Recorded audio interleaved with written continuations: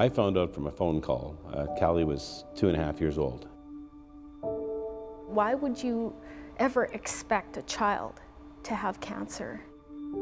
My parents were terrified, and I'm sure that I was too, but I think I always had hope.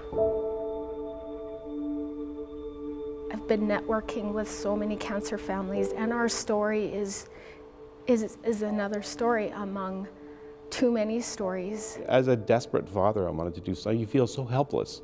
We thought she had this horrible flu because in days she turned gray, and we were out of town. And Tammy took her to the doctor, luckily got her in early, and she phoned me and said, you need to come home right away. So she said, go up to 4E3, that's oncology, and that word just, that's not possible. And so she told me that they suspected it was leukemia.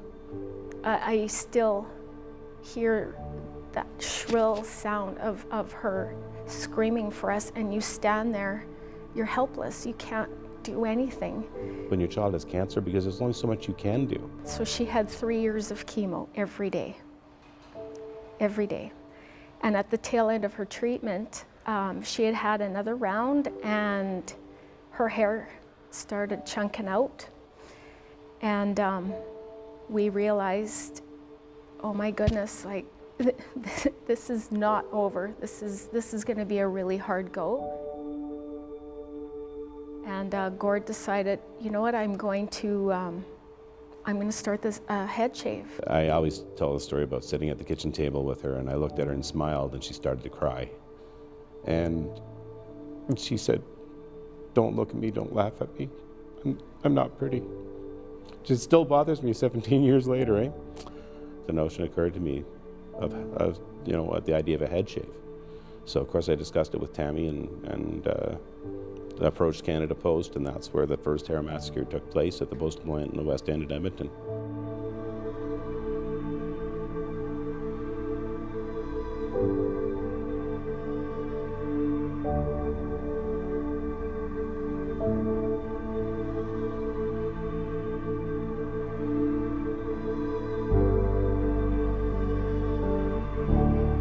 It started that first sense of community, and that's why it doubled and doubled and doubled to the point where we outgrew Canada Post. That's when I kind of implemented the idea of pinking.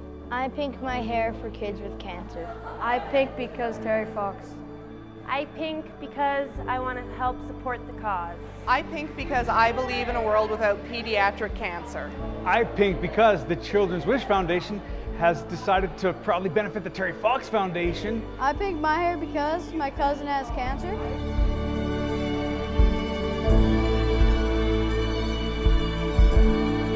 I love seeing people walking around with pink hair or with hair massacre tubes, hair massacre t-shirts, whatever it is.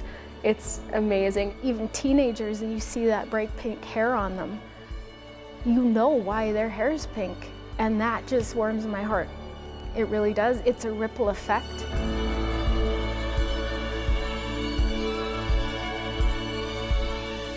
Tammy and I talked when we first started and everything, and thought, like, wouldn't it be cool if this turned into $1 million thing? And you know, but it was more of a pipe dream then, and then to see it actually materialize, it's been a pretty amazing thing. About $6 million that has gone into research, and you know, we were really proud of that research that was done because we got to know the researchers. People don't realize that pediatric research, not just cancer research, but pediatric research benefits adults as well, but not the other way around. And the reason being is, you know, children have younger cells, they have less exposures. So this kind of blankets any group. Our goal is to try and raise more awareness and funding for this program called Profile. And it benefits children not just here but across Canada. We chose to fund wishes in addition to the research because a wish provides hope. And hope is magical. Hope sometimes trumps medicine.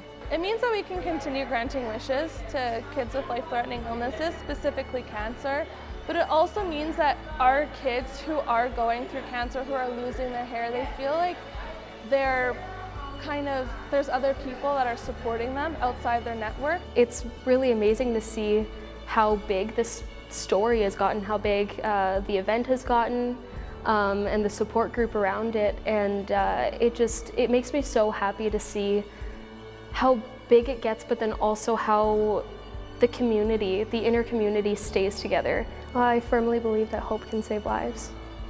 It is one of the biggest things that saves lives, and it pushes you to keep going. Without hope, what do you have?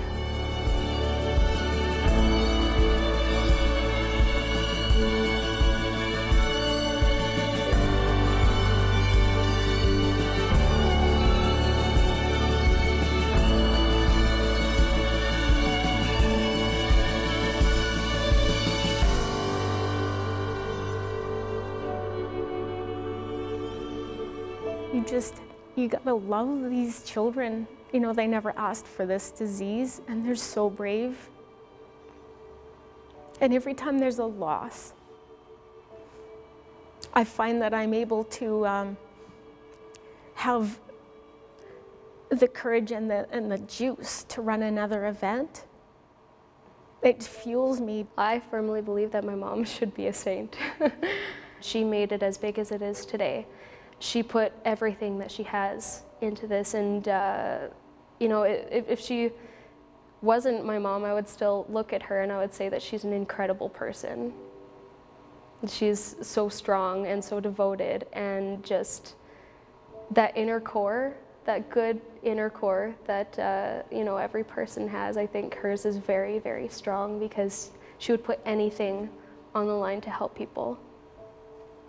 I sure hope there's got to be a cure. There's got to be something, because I don't want to see any more kids suffer or leave this world. We're never out of the woods with Callie. We're just not. Every day is a day where she hasn't relapsed, because there's no cure. Yeah, she's turned into a beautiful young lady, and she's wise beyond her years, of course. And of course, like I said, we're so thankful to still have her with us. We've been very, very lucky, very blessed in that way. Every day I give that kid a squish.